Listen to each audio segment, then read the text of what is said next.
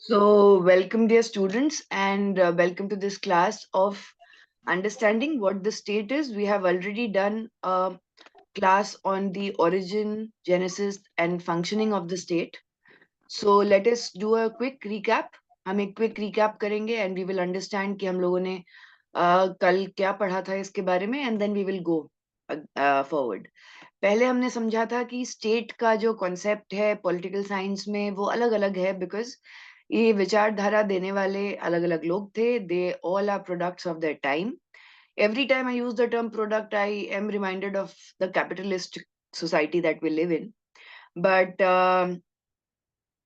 every time frame, every context has created different kinds of narratives which these theorists were able to understand and therefore give a different kind of meaning to what actually state was. क्या state सिर्फ एक country है, क्या state में होना चाहिए, कैसे state का कॉन्सेप्ट है. तो मैकियावेली ने स्टेटो जो टर्म है वो पहली बार यूज किया था 16th सेंचुरी में. This was the time when renaissance movement was very active in and the genesis of it was in Italy. और धीरे धीरे करके फिर इंग्लैंड, फ्रांस और जर्मनी ने भी इसको अडॉप्ट किया. अर्नेस्ट बाकर ने स्टेट के 3 डेफिनेशंस दिए. एक स्टेट यानी कि स्टैंडिंग या पोजीशन. दूसरा स्टेट का मतलब होता है कि कैसे एक पर्टिकुलर एक peculiar standing which is supreme standing of a particular group of people or one person. And then state here in the third terms meant कि एक पर्सन या बॉडी ऑफ पीपल जिनका सुप्रीम स्टैंडिंग है उनको एक degree of monopoly आ रहा है. तो Louis the 14th correctly, he at that time he was a product of his own context, so he believed that he was a state and not the people and not the territory or the borders of France. फिर ancient Greece में Commonwealth या कॉमनवील का concept आया जो अभी भी use होता है. और it meant more than just the mere pressure of the rulers. और यहाँ पे कॉन्सेप्ट आया कि the people who are staying in the territory were also considered to be part of the state. उसके बाद जो है after Machiavelli writing about the term stato, then it came in vogue, यानी it came in fashion, and a lot of theorists started talking about कि England, France, Germany यहाँ के कि कैसे स्टेट का कॉन्सेप्शन होगा. क्या ये पूरी कम्युनिटी है, ये एक ऑर्गेनाइजेशन है, एक लीगल एसोसिएशन है, तो देश का मतलब क्या होता है. डेमोक्रेसी में फिर कॉन्सेप्ट स्टेट का क्या होगा. प्लेटो ने फिर बताया. सबसे पहला प्लेटो ने, क्योंकि ये क्लासिकल पॉलिटिकल थ्योरी के फिलोसफर्स थे, तो Plato gave the idea of relationships, business relationships when it came to the foundation of state. Aristotle ने वर्च्यू ऑफ लाइफ या लाइफ ऑफ वर्च्यू और क्वालिटी के बारे में बात की. जब सिसेरो आए हुए द जूरिस्ट, देन उन्होंने पहली बार लॉ का कॉन्सेप्ट दिया और राइट्स का कॉन्सेप्ट दिया. मैकियावेली ने बहुत क्लियरली सेल्फ प्रिजर्वेशन और कट्टर एकदम you have to be the fox and the hawk वो कॉन्सेप्ट दिया स्टेट का. जॉन बॉडेन ने फिर अगेन लॉ का कॉन्सेप्ट दिया और पोजेशंस का यानी प्राइवेट प्रॉपर्टी का कॉन्सेप्ट स्टेट में लेके आए वो. हॉब्स ने फिर वही बताया कि कैसे मतलब you need state because you have to preserve people from their own choices. John Locke ne, who was a liberal scholar, he gave preservation of property as the basic of state. Jeremy Bentham, who was a utilitarian, उन्होंने greatest number of good for greater number of people या greater happiness for greater number of people का concept utilitarian concept दिया state के concept में. Herbert Spencer ने एक intrinsic authority जो ethically मिली हुई है, सैंक्शन की हुई है, उसके बारे में बात किया. रूसो ने जब स्टेट के बारे में बात किया तो स्टेट का अलग अलग उसने डेफिनेशन दिया कि स्टेट कब पैसिव है, कब एक्टिव है, कब वो पावर बन जाता है. Edmund Burke, who is also famous for saying that press is the fourth state, यानी after your legislative, executive and judiciary it is the press that is has the capacity to speak truth to power. Hegel believed everything is in the mind of God, so state had a moral and divine entity. Thomas hill green said कि ये जो है recognition की बात की इन्होंने और maintenance of rights through institutions की बात की. पहली बार इंस्टीट्यूशन टर्म आया स्टेट में बात करते हुए. कार्ल मार्क्स, फ्रेडरिक एंजल्स ने बात की कि कैसे state is a instrument of the dominant class जो एक्सप्लॉइट करता है. एलिटिस्ट, फैसिस्ट, सिंडिकलिस्ट, इन लोगों ने अलग अलग, they all talked about a free political मतलब फ्री ऑर्डर, जहाँ पे पॉलिटिकल स्टेट किसी भी तरीके से इंटरवीन नहीं कर रहा है, एंड पॉलिटिकल इंस्लेवमेंट नहीं हो रहा है, और पॉलिटिक्स के कारण इकोनॉमिक एक्सप्लॉइटेशन भी नहीं हो रहा है। अब व्हाट कॉन्स्टिट्यूट्स अ स्टेट, अब यहाँ पे हम आते हैं। द स्टेट हैज इंक्लूडेड, यानी जो आपका देश है उसमें क्या क्या इंक्लूड होता है, from the very beginning the concept of it is कि ये कोई एक लैंड को रेफर करता है। There has to be a land that is referred when you are talking to a state. This is the difference between nation and state. Nation तो imagination में रहता है, it might not have a territorial identity. जैसे एक ethnicity है middle east में called as Kurds. ये Kurd जो हैं रहते हैं सीरिया में, ईरान में, टर्की में, इराक में। इनका अपना कोई कुर्दिस्तान नहीं है, बट दे वांट।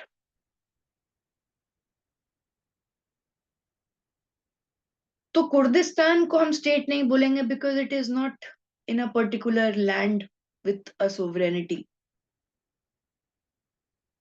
तो जब भी रेफरेंस किया जाता है स्टेट का, तो we use terms like country, sometimes nation, कभी सोसाइटी, कभी एसोसिएशन, ये सब भी यूज किया जाता है, लेकिन सबसे ज्यादा कंट्री या नेशन स्टेट को यूज किया जाता है। But one has to be sure कि स्टेट का मतलब सिर्फ कंट्री या नेशन नहीं होता, और सोसाइटी तो बिल्कुल नहीं होता। अ टेरिटोरियल स्टेट मतलब जो टेरिटरी पे हो, इन land, in flesh and blood, is a country in the same sense as is the independent country a state. When we speak of a country, we enter into the domains of बहुत सारी चीजें। जब हम country की बात करते हैं, then we talk about its soil, season, climate, boundary, physiography किस तरीके से है, कॉन्टिनेंट ये कैसे, वहां पे उसका हिस्टोरिकल एवोल्यूशन कैसे हुआ है, माउंटेन्स क्या क्या है, वेजिटेशन क्या क्या है, बायोडाइवर्सिटी क्या क्या है, when we talk about country. तो जब भी कंट्री शब्द यूज होता है तो हम जोग्राफिकल सेंस में यूज करते हैं। बट टिम मार्शल एक बहुत अच्छे ऑथर हैं, ब्रिटिश ऑथर, जिन्होंने prisoners of geography and other types of books ही has written on how geography और सारी कंट्रीज की ज्योग्राफी का एवोल्यूशन और वो कैसे हिस्ट्री और पॉलिटिक्स से रिलेटेड है, उसके बारे में बात किया गया। नॉर्मली इट इज सेड कि ज्योग्राफी इज योर डेस्टिनी, आपके हाथ की लकीरें आपकी डेस्टिनी नहीं है, but wherever you are born your destiny is written there. Your socio-economic, political, cultural destiny is a part of where you are born. That speaks more than the lines in your hand. So we find the word country in a typically geographical sense. The word state and country basically एक political concept है. Every state is a country. But अगर country independent नहीं है, तो वो एक state नहीं है. Mostly after the end of the Second World War, all the colonies became independent. So they became countries and they became state.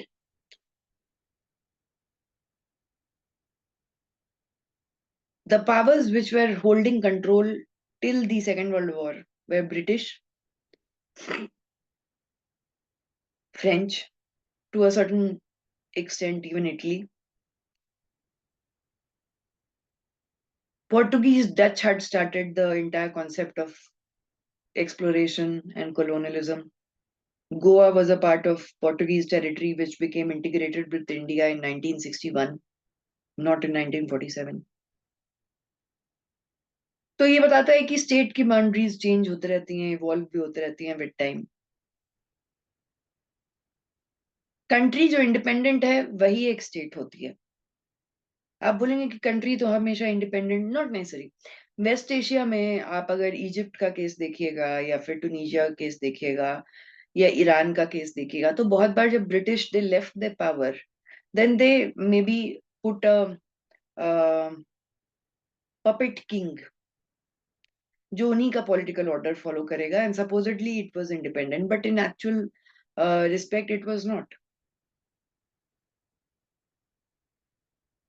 That led to a lot of military coups and everything in these countries.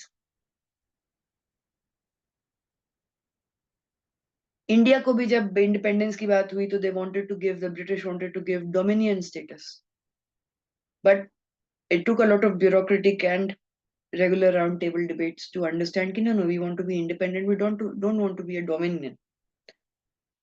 तो every state is a country जिसका अपना geographical features होगा, but unless a country is not independent, it is not a state. अगर people are living on a territory किसी land पे, और आपका 12 nautical miles तक भी, क्योंकि land का border तो you can decide, पानी का कैसे decide करोगे, तो हर कंट्री के बॉर्डर के बाद उसके 12 नॉटिकल माइल्स तक उसका रीजन है. जैसे आज के न्यूज में क्या हुआ, जो ब्लैक सी के ऊपर है, यूएस का एक ड्रोन था विच वाज फ्लाइंग, तो रशियन फाइटर जेट्स ने उस पे हमला किया और वो ड्रोन भी गिरा और फाइटर जेट भी ब्लैक सी में दोनों गिर गए. तो यूएस ने बोला कि ये ब्रेजन एक्ट ऑफ वायलेंस है. रशिया का ये कहना है कि ये ब्लैक सी वाला टेरिटरी में ये हमारा है नॉटिकल माइल का. It is not the first time when dispute over water has become an issue, sea or ocean. There's a lot of fishermen who from Pakistan or from India or from Sri Lanka, they unknowingly cross the border on water and they are caught as prisoners of war in the other country. So prisoners exchange जब होता है तो most of them are fishermen. So when people are living on a territory with a high degree of unity, उनके अंदर एक अपनापन, एक unity, एकता होनी चाहिए. May or not be a state. If that people or body of people are sovereign, it is a state. And if it is under the control of any people, मतलब कोई और foreign outsider, then it is not a state. तो बहुत simple तरीके से बोल रहा है, geographical term है country. Country आपकी अगर independent है, only then it will be called a state. Unity is very sought after. वो इमोशनल फीलिंग्स हो, एक आइडिया ऑफ वननेस हो, स्टेट यूनिटी हो, और एक जैसे आपका कोई भी कल्चर होता है, the culture is of two forms, one is formal and the other is informal. Informal culture में आता है रीति रिवाज, मतलब norms, etiquettes, traditions. Formal culture में आता है आपका law. Law is also a form of formal culture of a particular state which gives legitimacy. Law is not about morality, it is about the concept of crime that has been accepted and which has been legitimized, and committing that would be equivalent to any kind of punishment, negative sanction from the state. So law is also very important. Sabine जो है, George Sabine, वो बोलते हैं कि nation refers to unity of culture. जैसे मैं students को बोलती थी कि हम लोग एक फेमिस्तान बनाएंगे, जितने भी मेरे बच्चे हैं वो irrespective of their sex they will be feminist, and हम एक फेमिनिस्तान बनाएंगे. अभी फेमिनिस्तान कहाँ है, तो ये जहन में है, but it is not a country or a territory anywhere, it exists only in the mind.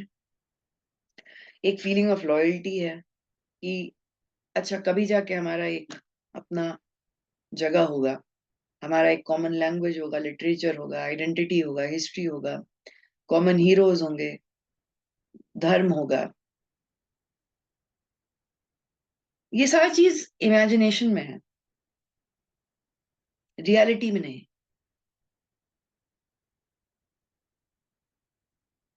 Though we can on political philosophy contest what is reality. One person's freedom fighter is another person's terrorist. So reality is also very subjective. जैसे terms like natural and every other thing normal, these all are subjective. लेकिन state में आपका legal और political authority होता है जो एक unity create करता है.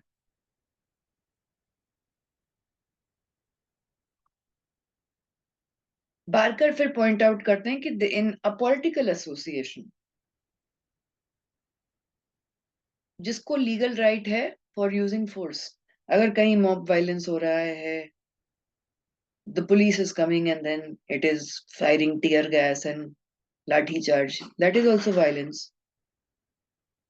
That is also violence. But one is illegitimate violence, which was carried out by the state.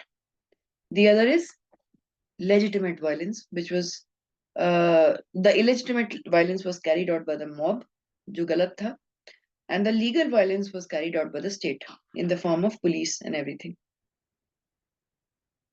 So state should imply क्या कि ये एक political legal body है which is responsible for enforcement and maintenance of law and order.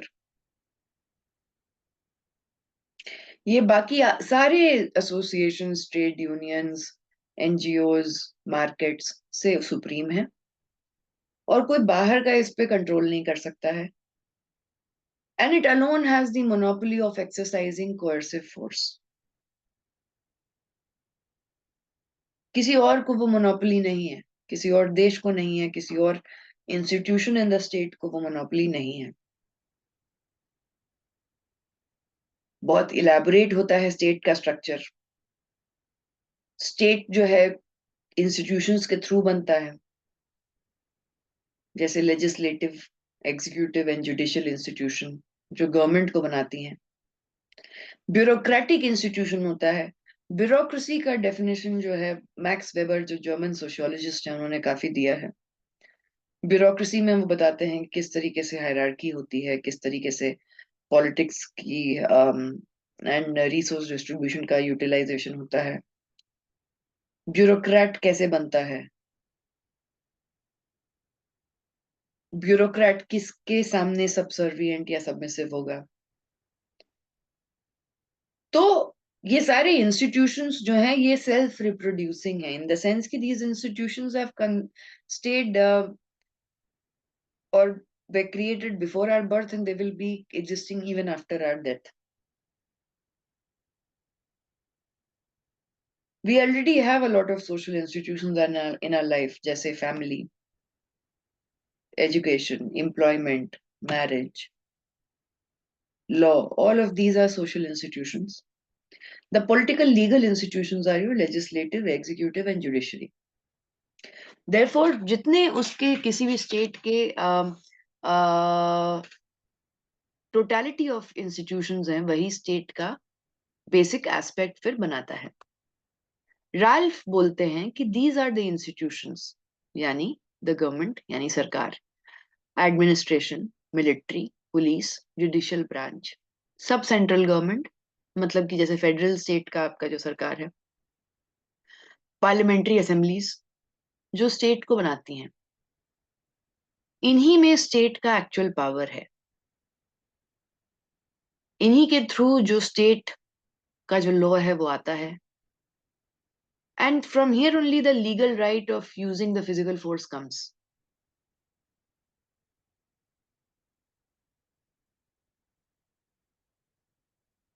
जब Turkey ने ये announce किया कि हम कोई भी जॉब कट नहीं करेंगे और टेम्पररी सैलरी सपोर्ट स्कीम देंगे लोगों को, after the 5 earthquakes that rocked Turkey and Syria, it was not something which was decided by just Erdogan, who is the president, but the entire committee that constitutes Turkey.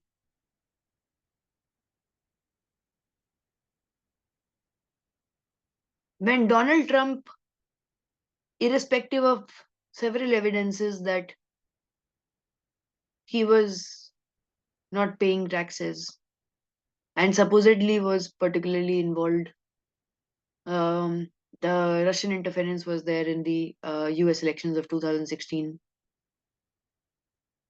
And he has been causing a lot of white supremacy violence. He was not impeached. Usko hataya nahi gaya. Because the US Constitution states that a sitting president cannot be impeached.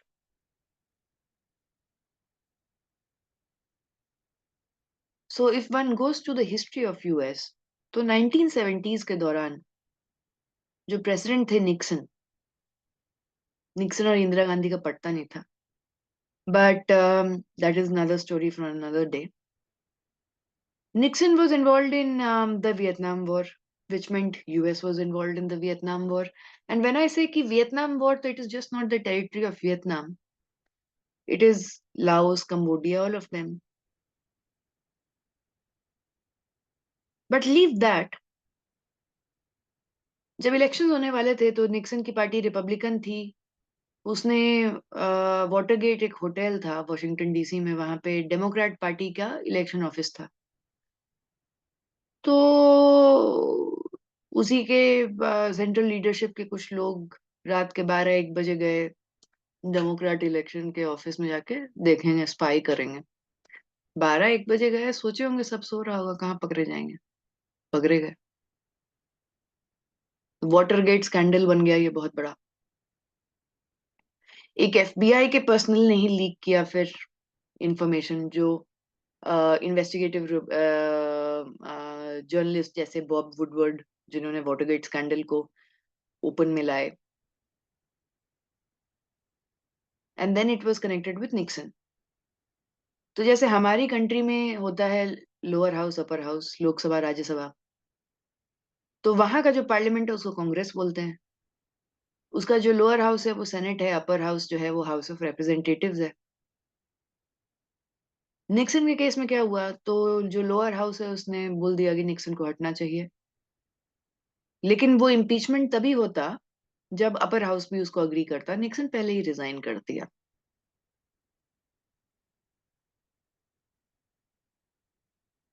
तो US की history में ऐसा नहीं हुआ है कि कोई sitting president को हटाया गया हो ऑन वट एवर ग्राउंड. तो ये कहाँ से आया? Because of the social institutions and the structure which is there of it. आज का स्टेट यही है. It is a system rightly called as a political system. जो पोस्ट वॉर अमेरिकन हैं, जैसे डेविड एलमंड, पावल, डाल, इन्होंने इसको एक पॉलिटिकल सिस्टम कहा है. कब ये जेनेसिस हुआ, ओरिजिन हुआ इस टर्म का? After the second world war. This political system has both formal and informal political institutions. Formal institutions आपके स्टेट में लेजिस्लेटिव, एग्जीक्यूटिव, जुडिशरी, ये सब हो गया. Informal institutions of family, marriage, education, all of it. फिर इनके small and large industrial houses या businesses होंगे. फिर कल्चरल एंड रिलीजियस ऑर्गेनाइजेशंस होंगे. They will have the churches, they will have the temples, और व्हाटएवर, डिपेंडिंग कि किस तरीके से वो सेकुलरिज्म को फॉलो करते हैं. और इन सब के बीचों में there is an authoritative allocation of values. अब देखो ये टर्म वैल्यू, वैल्यू का टर्म पहले आया था, value, virtue, ethics, classical political theory में. But now when value is being talked about, it is talked about in terms of distributive justice, allocation of values, not in terms of an abstract concept, but authoritative yani power. Allocation matlab distribution, and values are goods, services. So we are talking in context of private property जो बनाया जाता है, which is a distribution of resources. From the hour of its birth, जब से वो पैदा हुआ है, the state has acted as a means, some, and frightening others, remaining always in the hands of those who control it. तो किन्हीं लोगों के लिए स्टेट जो है वो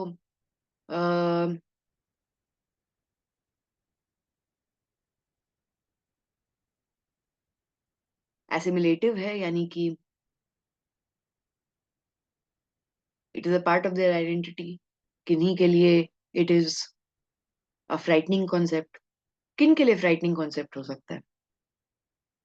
जैसे for example, when I go to, there are traffic lights where my car often stops, तो I see a lot of eunuchs asking for money. It is only after late 90s, when the starting of liberalization, when your Hijra community, which is, Hijra is not necessarily people who are transgenders, it is a community, it is a cultural community.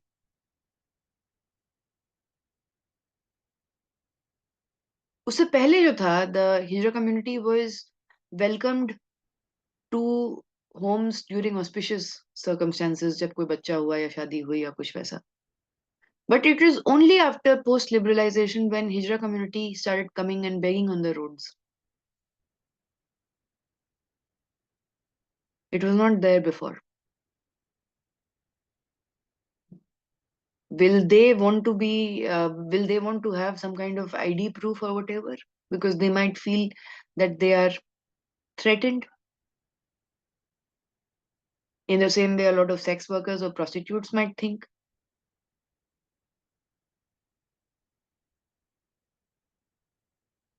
In the same way, Wayanad is the first district of Kerala जिसने पहली बार सारे tribals को birth certificate और ration card और आधार card pan card issue किया है.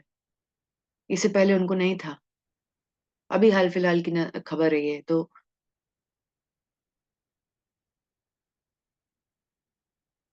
पहले कैसे जीते थे वो? How would they navigate through these absence of recognition from the state as a subject?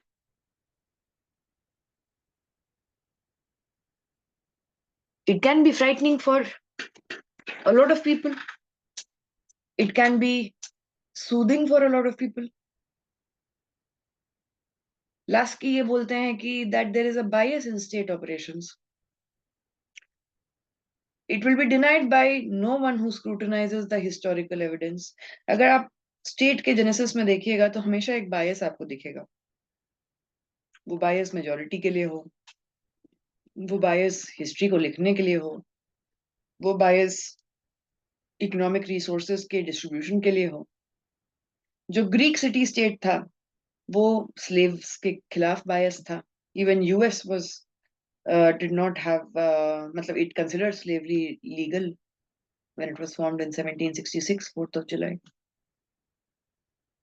Roman Empire का भी bias था against the slave and the poor. जो Nazi Germany थी, it had the bias against Jews, against homosexuals, against those who were mentally unwell, criminals, homeless people, beggars.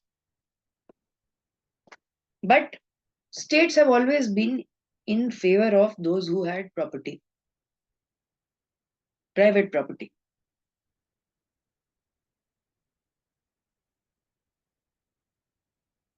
तो आपको ये दिखते रहेगा कि स्लेव्स जो हैं, मतलब स्लेवरी का concept again is not only about something which started from the transatlantic slave trade Africans का.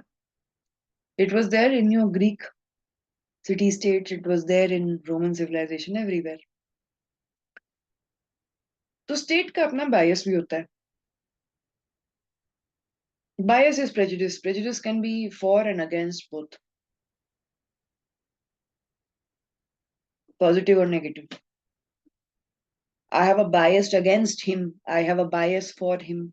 दोनों चीजें हो सकती हैं. सिंस द इंडस्ट्रियल रेवोल्यूशन जो दो पार्ट्स में हुआ था, 1750 में पहली बार यूके में हुआ था, फिर 1850s में यूएस में हुआ था. State has always been biased in the favor of instruments of production or means of production, and almost biased against those who do labor. Means of production का मतलब क्या होता है? जैसे मान लो कि मुझे चाय की दुकान खोलनी है. चाय की दुकान खोलने के लिए मुझे क्या क्या चाहिए होगा? सोचो.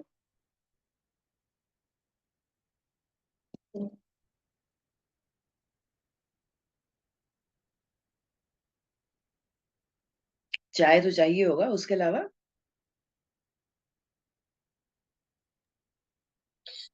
एक स्टॉल चाहिए होगा, तो क्या गैस चाहिए होगा. चाय की दुकान मैंने बोला तो कैफे नहीं सोच सकते हो. स्टॉल चाहिए होगा आपको. ठीक है, एमएचसी कैफे खोलना चाहूंगी. तो एक हाई प्रोफाइल केबिन चाहिए होगा. I mean cabin, cafe, cabin. Cabin, cabin चाहिए होगा. हम्म. फिर गैस स्टोव चाहिए होगा, कॉफी कॉफी बनाने के लिए. कॉफी नहीं पीते हम, चाय का है. चाय चाय हम्म. चाय बनाने के लिए.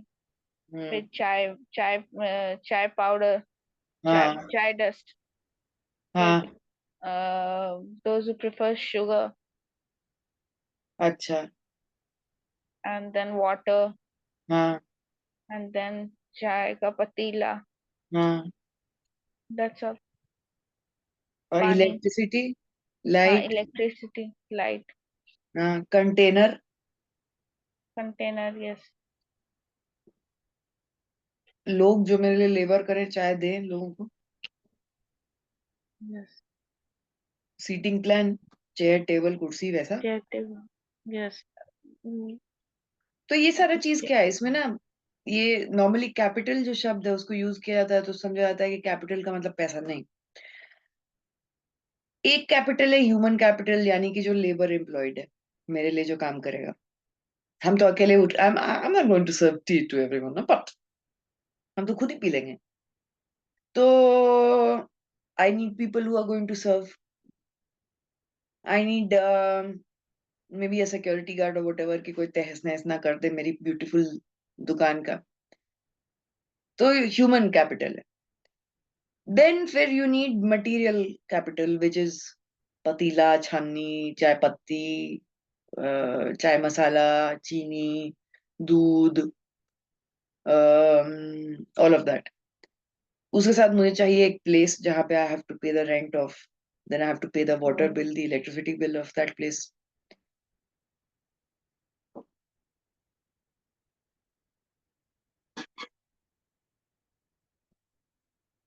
ये सारी चीजें मीन्स हैं तरीके हैं चाय बनाने के लिए this is what marks said is the means of production मैं अभी आपका क्लास ले रही हूँ ये क्लास लेने के लिए बहुत सारी चीजें इंपॉर्टेंट है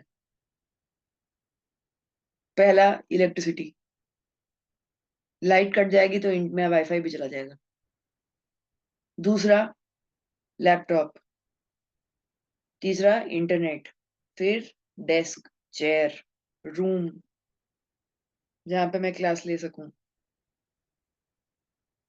फिर पीपीटी और ये सब सॉफ्टवेयर्स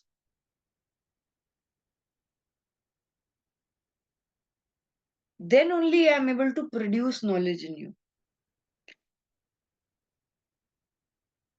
जो लेबर होता है उसको अपने शरीर के अलावा या बहुत सारे केसेस में अपने शरीर पे भी कंट्रोल नहीं होता है because if you have a time slot 9 to 5 तो वो ऐसा नहीं कर सकता कि आज मैं मन नहीं कर रहा आप नहीं जाएंगे डियर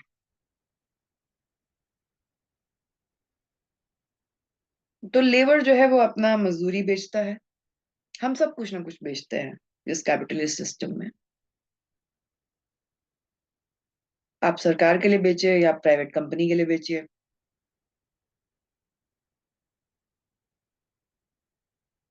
तो ये जो चीज पूरा ट्रांजैक्शन हो रहा है वो जिन जिन तरीकों से हो रहा है उन्हीं को मीन्स ऑफ प्रोडक्शन कहा जाता है इंडस्ट्रियल रेवोल्यूशन के बाद स्टेट जो है जिन लोग ओनर होते हैं क्योंकि अब मैं चाय का कैफे खोल रही हूँ तो it will need massive investment from my side around 3-4 lakh तो गए तो then I have to look at it in a proposition or a revenue model which gives more return on investment to me. So I will start with giving less salary to the workers so that I can make more profit. Then I also have to pay taxes. So industrial revolution के बाद state जो है वो हमेशा instruments of production या जो आपका producers हैं ओनर्स हैं जो बूर्जवा है उसके फेवर में रहा है और लेबर के अगेंस्ट में रहा है इसका ऑपोजिट क्या है सोशलिस्ट स्टेट जहां स्टेट जो है वो वर्कर्स के फेवर में है प्राइवेट प्रॉपर्टी के अगेंस्ट है जो सोवियत यूनियन में देखा गया था तो जब भी आप स्टेट को जस्टिफाई करें वन शुड रिमेम्बर कि उसका capacity as an attendant attendant मतलब क्या जैसे when you are in the hospital your attendant is a nurse or a doctor when you are working in a company your attendant is basically the HR human resource when you are in a flight then the air hostess or air host When you are in a restaurant, then your server. Those who are attending to you. So state should have the capacity to act as an attendant also. If the state operates in the interest of the masters, masters kaun hai? Those who are owning the means of production and private property.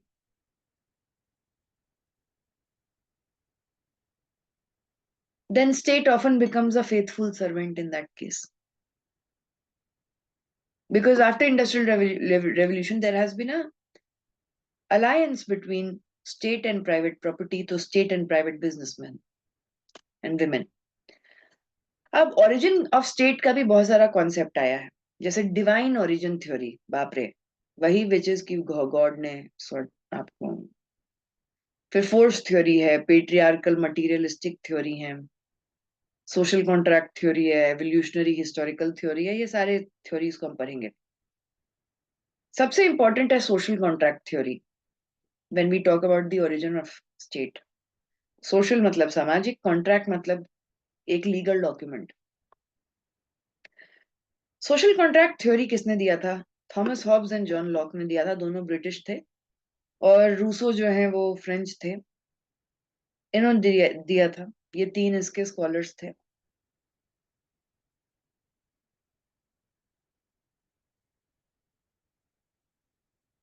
उन्होंने बोला कि जब there was no state, there was no country, कोई देश नहीं था, तो nature ही,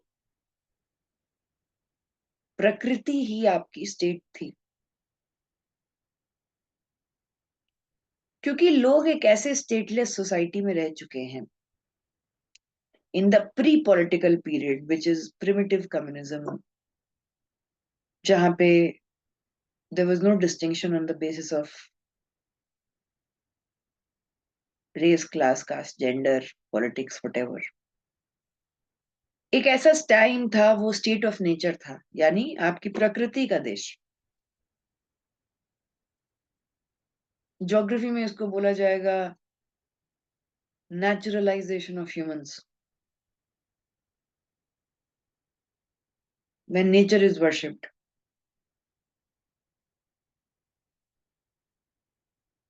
तो क्योंकि लोग उस पर्टिकुलर सोसाइटी में रहे हैं, that is by they resulted in a man's, फिर से देखो मैन, ह्यूमंस डेलिबरेट इंटेंशन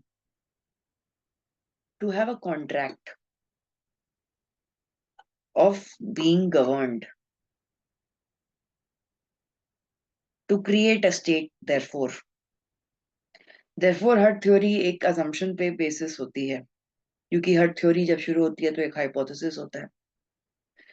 तो ये अज्यूम करते हैं कि देयर एग्जिस्टेड टाइम जब कोई स्टेट नहीं था and people lived in the state of nature, which was प्रकृति ही आपका देश था, ज्योग्राफी था, सब चीज था. यानी कोई लॉ नहीं था, कोई अथॉरिटी नहीं थी, कोई सरकार नहीं थी. तो ये स्टेट ऑफ नेचर का कॉन्सेप्ट इन्होंने दिया. हॉब्स, लॉक एंड रूसो ने फिर ह्यूमन सोसाइटी को क्लासिफाई किया दो एरा में. एक जो एरा स्टेट ऑफ नेचर का था, और दूसरा एरा जो पॉलिटिकल सोसाइटी या स्टेट का था. उनका ये assumption था कि ये कॉन्ट्रैक्ट कि देश बने, गवर्निंग हो, सरकार बने. It was concluded of people who lived in a state of nature when there was so much of chaos and anarchy.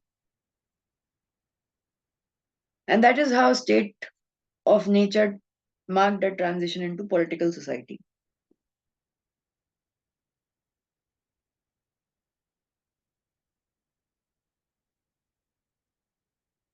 तो सोशल कॉन्ट्रैक्ट किस किस टाइप के होते हैं? If you are born in India, then you have a social contract that you are in a democratic country. The relationship of the government with the people in this social contract is of democracy. If you are born in Iran, then you are automatically in a theocracy, where the form of governance is through religion. Same goes for Saudi Arabia, where The Quran itself is the constitution. So you are in a theocracy. If you are born in Russia, then you are in a military authoritarianism. That is a social contract. If you are born in Egypt, you are born in um, Libya, other countries, then you are in a social contract with the state जहाँ पे military regimes हैं, military dictatorship. If you are born in UK, then you are born in constitutional monarchy. That is a social contract. If you are born in US, then you are in a presidential democracy. तो अलग अलग forms of governance जो हैं उन्हीं को social contract की तरह हम समझ सकते हैं कि क्या कोड ऑफ कंडक्ट है. Is it your choice when you are born? No, because it has been pre-decided by you. The contract has been accepted the moment that state was formed. It is only because of that contract that that particular kind of state was formed. इनको contractualist बोला जाता है because they talk about the social contract. The three philosophers, they conveyed to us that in the state of nature, men, again, humans lived without authority, and therefore they felt the need that there has to be a contract.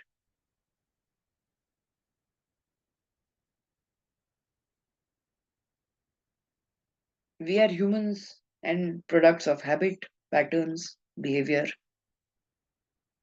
We repeat political behaviors.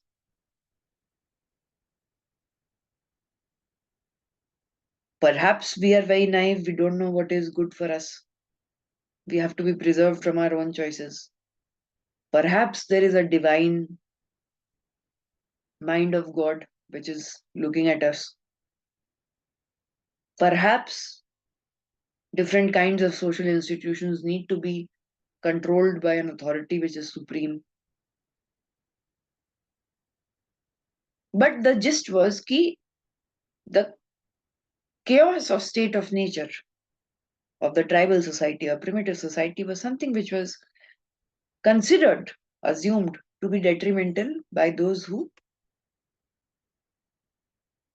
lived in it. अब आप पूछ सकते हैं hob से, lock से, Rousseau से कि तुम जिंदा थे क्या उस समय स्टेट ऑफ नेचर में? How do you know? Right, your assumption is very Western. There are many criticisms or loopholes. पहले तो मतलब इंग्लैंड और फ्रांस आपस में इतना लड़ाई किए हैं, लेकिन your assumption is a product of your own society, of your own sociology. So your set of assumptions are a victim of your own time frame and your society. Second, the word contract is always transactional.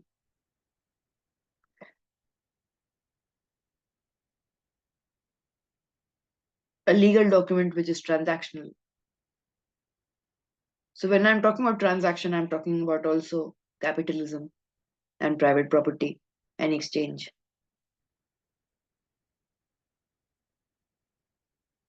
So what is the social in your contract? Just a different form of democracy or governance or theocracy or military dictatorship. अभी कोई north Korea में Kim Jong Un को Google किया तो उसको arrest कर दिया गया and he will be given capital punishment. That is the kind of dictatorship in North Korea. Same where in China you can't Google about Tiananmen Square massacre and many other things. VPN जो virtual protocol network है उसको ban कर दिया गया during the time of COVID so that people in China could not communicate outside. They still can't. So is it an imposition? Is it zabardasti? Or is it a choice? Because both of them are two different things when you talk about a contract. When you enter into an agreement, you enter into an agreement while knowing the various dimensions of it. But when you're born, you don't even have the capacity to know. So by the time you realize the conception,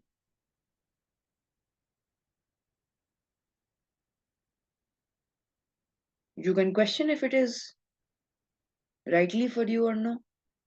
For example, जब India का state reorganisation committee बनी 1956 में, so all your states were formed on the basis of language or linguistic borders. तो Karnataka, Tamil Nadu, Kerala, Andhra, all of it. लेकिन 2000 में आपका Jharkhand, Uttarakhand, Chhattisgarh, these were formed on the basis of tribal lineage and not language. So there was an entire process of demonstrations for 20, 25, 30 years to change that social contract where a state, a federal state can be created not only on the basis of language, but also on the basis of tribal distinction and ethnicity. So is this social contract fixed or can it be changed? Depending on how much power it has. According to Hobbes, Locke, and Rousseau, only after the appearance of state, जब distinction हुआ ना कि कौन ruler है और किसके ऊपर rule किया जा रहा है, उससे पहले तो कोई डिस्टिंक्शन ही नहीं था, अगर होगा भी तो पता नहीं. और स्टेट की अथॉरिटी पे ज्यादा स्ट्रेस किया गया, उसके पावर पे स्ट्रेस किया गया. बाय द सेम टाइम ये जो तीन अलग अलग कॉन्ट्रैक्चुअलिस्ट हैं, इनके अलग अलग सोशल कॉन्ट्रैक्ट की डेफिनेशन में ही आपस में अग्रीमेंट नहीं है. इन तीनों ने अपने अपने टाइम पीरियड में सोशल कॉन्ट्रैक्ट का डेफिनेशन दिया, लेकिन इनके डेफिनेशंस में भी डाइवर्सिटी है, they are not one. For example, what was the state of nature? How do you know? A French will have a different assumption, a British might have a different. How was the condition of man? Like human का क्या condition था? How do we know?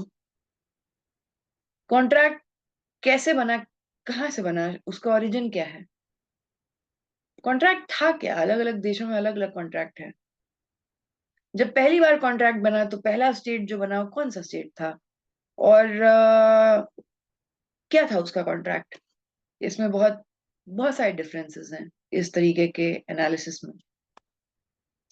जिस चीज पे वो agree करते हैं कि पहले स्टेट ऑफ नेचर था जिसमें बहुत केओस और अनार्की था और वहां नेचुरल लॉ काम करता था, उनको ह्यूमंस को नेचुरल राइट्स थे. Now again I can criticise and ask what are natural rights? The rights which nature endows are natural rights. So what are those rights? So for women to reproduce is a natural right.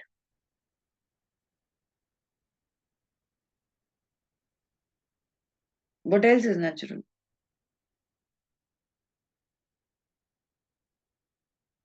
लेकिन जो outcome था contract का वो अलग अलग philosophers के लिए अलग अलग था. हॉब्स ने बोला था कि ओमनीपोटेंट होता है स्टेट, एब्सोल्यूट अथॉरिटी होता है, क्योंकि वो तो वही समझता था ना कि बच्चा है लॉ, उसको बचाओ. तो एब्सोल्यूट अथॉरिटी होगा स्टेट का, एब्सोल्यूट सोवरेनिटी होगा.